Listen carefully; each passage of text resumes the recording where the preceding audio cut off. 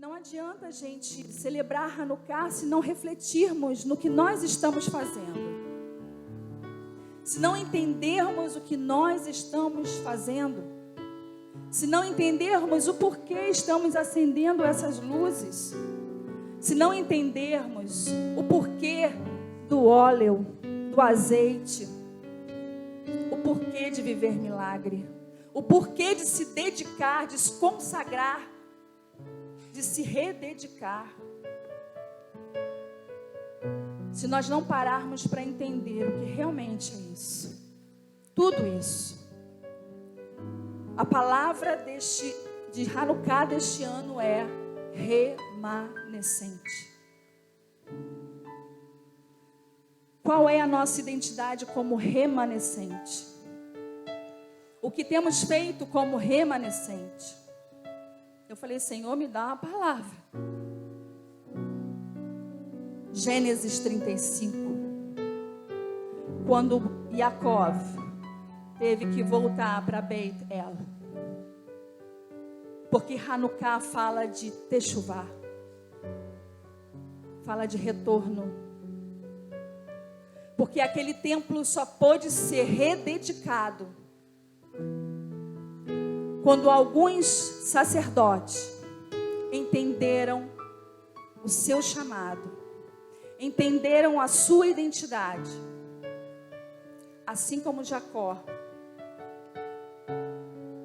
que estava lá já em Canaã, e ele viu todos os seus filhos que já estavam se corrompendo com as coisas do mundo. E quando a sua filha, Diná,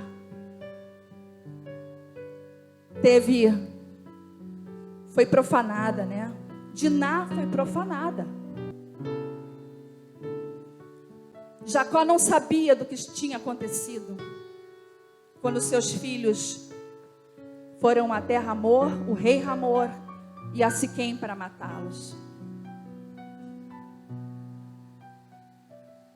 E quando Jacó soube, ele temeu e tremeu, porque vinham outros reis atacá-lo. E ali naquele momento ele ficou sabendo: o que é que vocês fizeram, Simeão?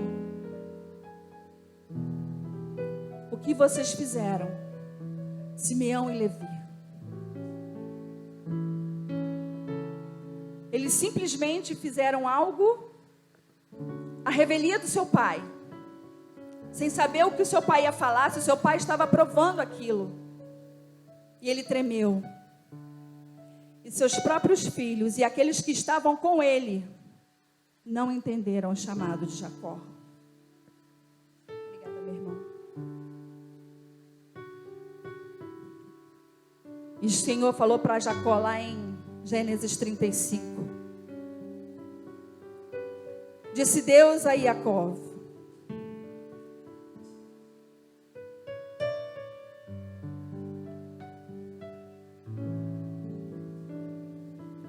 levante-se, suba a Beit El, a casa de Deus, e viva ali, e faça lá um altar para o Deus que apareceu a você quando fugia de Esaú, seu irmão. Então Jacó disse à sua casa e a todos os outros que estavam com ele: livrem-se dos deuses estrangeiros que estão com vocês, purifiquem-se e vistam outras roupas. Nós vamos nos mudar e subir para Beit El. Ali construirei um altar ao Deus que me respondeu quando eu estava muito angustiado e permaneceu comigo onde eu fui. Eles deram a Jacó todos os deuses estrangeiros que possuíam e os brincos que estavam usando. Aí a gente vê como havia contaminação no meio dos filhos de Jacó. E aqueles que estavam com eles, porque ali também haviam estrangeiros.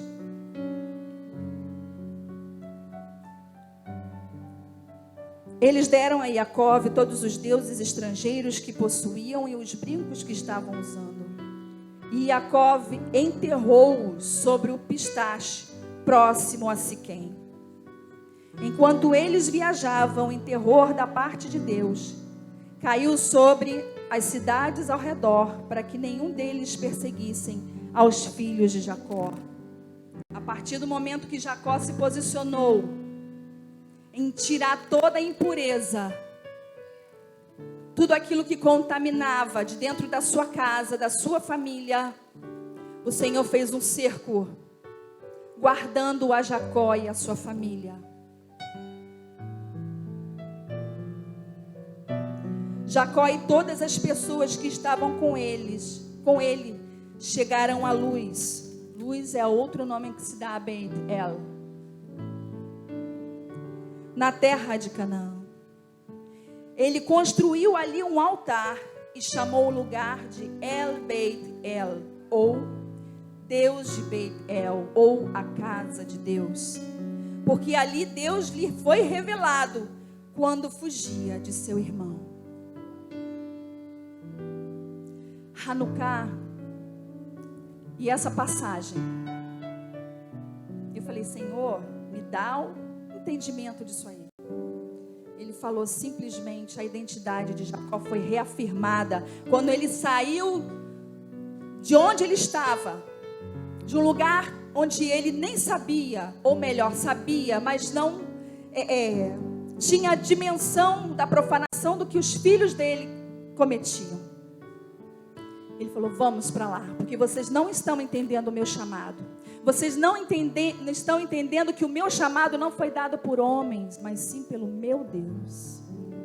A minha identidade foi formada pelo meu Deus, e não por homens. E Hanukkah fala exatamente sobre isso. A identidade daqueles sacerdotes, os macabeus, que quando viram o templo profanado, com a estátua, a imagem de Zeus lá dentro, quando aqueles homens matavam porcos ali dentro do templo, faziam imundície, quebraram tudo que estava dentro do templo. Mas aqueles homens não se conformaram como Jacó. Eles falaram, eles precisam entender qual é a nossa identidade. Qual é o chamado do povo de Israel? Para onde nós temos que voltar? Quais são as nossas raízes? Porque Alexandre o Grande teve o seu coração quebrantado pelo Eterno e não destruiu a Jerusalém. Porque Jerusalém falava com Alexandre o Grande quando ele era pequeno.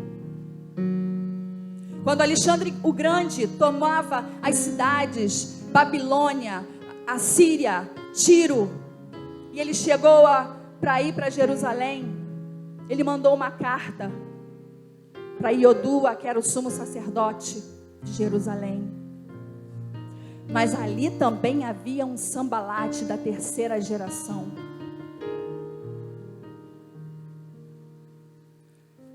E Alexandre o Grande enviou essa carta para Iodua falando, olha, vocês, todas as cidades por onde eu passo, eu consigo conquistar, mas é melhor que vocês se rendam, para que não seja difícil para vocês, para que muitos não morram.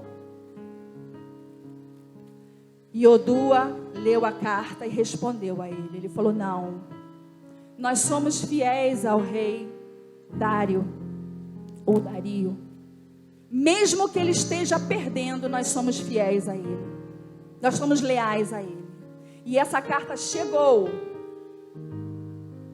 voltou, para Alexandre o Grande. E quando Alexandre o Grande viu aquilo, ele falou, meu Deus, mesmo ele sabendo que Dario vai perder, ele está sendo leal àquele homem.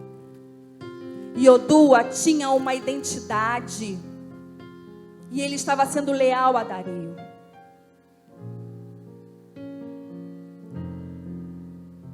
E ele não abriu mão da identidade dele.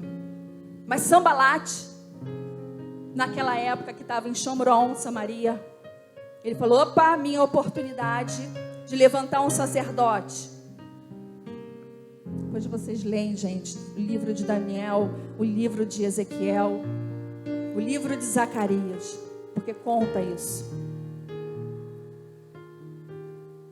E ele simplesmente falou: eu não vou abrir mão da minha identidade. Ninguém vai pisar em Jerusalém para invadir a Jerusalém. Ninguém vai profanar Jerusalém. Ninguém vai. E Sambalate, terceira geração, já idoso, foi até Alexandre o Grande e falou para ele assim: olha, eu vou destruir, eu vou fazer um pacto com você, e você vai entrar em Jerusalém e vai destruir Jerusalém. É tudo mentira que Iodua falou. É tudo mentira. E sabe o que aconteceu? Iodua ficou com o coração tão angustiado e dormiu. Falou: Senhor, orou ao Senhor, e o Senhor falou para ele. Ele falou com o Eterno: o que eu vou fazer? E Alexandre o Grande é um homem que venceu vários exércitos, tomou vários países. Eu não posso nada, nós não podemos nada contra ele. E o Senhor deu um sonho a Iodua, que ele deveria acender várias luzes, deixar a cidade de Jerusalém toda iluminada, como se fosse o dia. Iodua foi lá para fora do templo, naquela cidade toda iluminada, e veio Alexandre o Grande, e viu tudo aquilo. Ele falou: meu Deus, eu nunca vi coisa mais linda, eu nunca vi isso na minha vida. E ele se prostrou diante de Iodua, e ninguém entendeu nada. Os soldados de Alexandre o Grande não entenderam nada. Como pode isso? Ele está passando mal, gente. Ele está passando mal. Como é que ele pode se prostrar diante de um sacerdote em Jerusalém, de uma cidade tão pequena? Ele falou: me deixem, porque desde pequeno eu sonho com tudo isso aqui, ó. E Alexandre o Grande se rendeu ao Deus de Israel. Porque Iodua se manteve firme, não largou mão da sua identidade, falou: aqui dentro de Jerusalém ninguém entra, Jerusalém ninguém profana. E Alexandre o Grande falou para ele: olha, por todas as cidades que eu passo, eu levanto uma imagem minha, uma estátua dentro do templo. E Iodua falou: não, dentro do templo sagrado do Beit Hamikdash, ninguém constrói, porque lá mora o Deus vivo. Quando nós temos uma identidade, nós não permitimos que nada habite, tome lugar do nosso Deus. Por que vocês acham que o potinho de óleo estava lá no meio dos escombros? Porque ali havia um sinal de que aquele lugar tinha um dono, que aquele lugar era a habitação do Deus vivo. Você vai estar preparado, porque a sua identidade vai estar totalmente forjada, dentro e fora. Dentro e fora. O povo precisa vestir a sua identidade como as suas vestes, com a identidade do Eterno. Como nós temos vestido a nossa vida, a nossa identidade?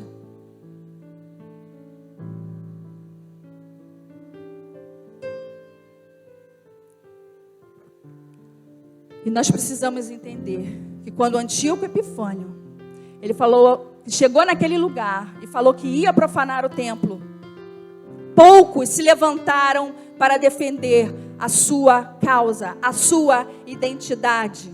Poucos tiveram coragem como Matatias,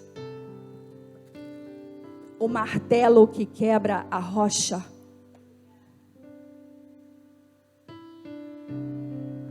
Poucos tiveram.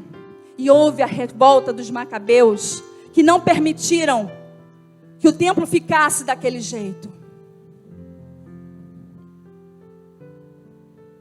E Antíoco Epifânio falou assim: chega de Shabat, ninguém vai mais cumprir Shabat. Ninguém vai mais celebrar as festas. Ninguém mais vai se circuncidar. Nenhuma criança que nascer irá mais se circuncidar. E eu vou dizer uma coisa para vocês. Muitos dos judeus acataram Antíoco Epifânio. Muitos. Alguns que eram circuncidados queriam se descircuncidar. Acaso pode isso? Como?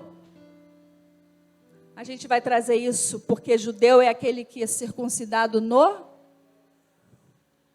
Hoje nós vemos muitas pessoas que querem se descircuncidar ao coração e não querem mais viver a vontade do Eterno, não querem mais praticar a Torá. Antíoco Epifânio, ele queria fazer uma Torá que ele escrevesse. Agora vocês vão seguir a minha Torá.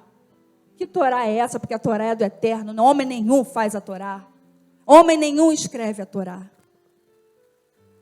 Mas quando a gente tem uma identidade firmada, e a gente sabe quais são as nossas raízes.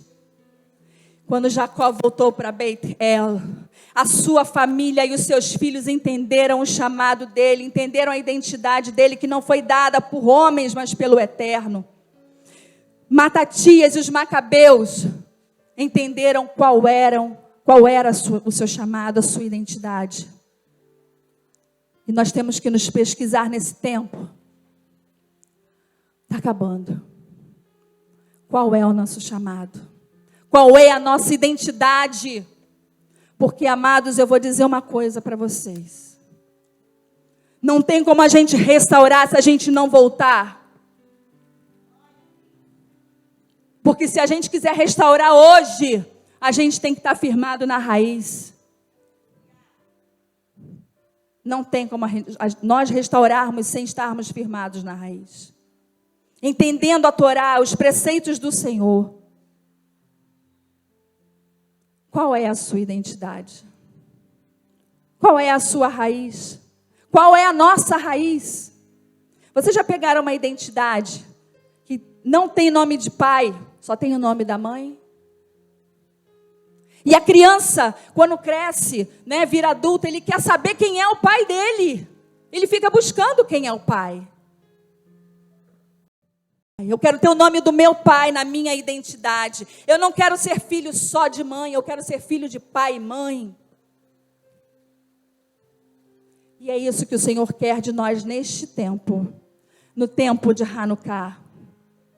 Que nós tenhamos a convicção de qual é a nossa identidade, que somos remanescentes e que precisamos realmente fazer viver tudo isso aqui.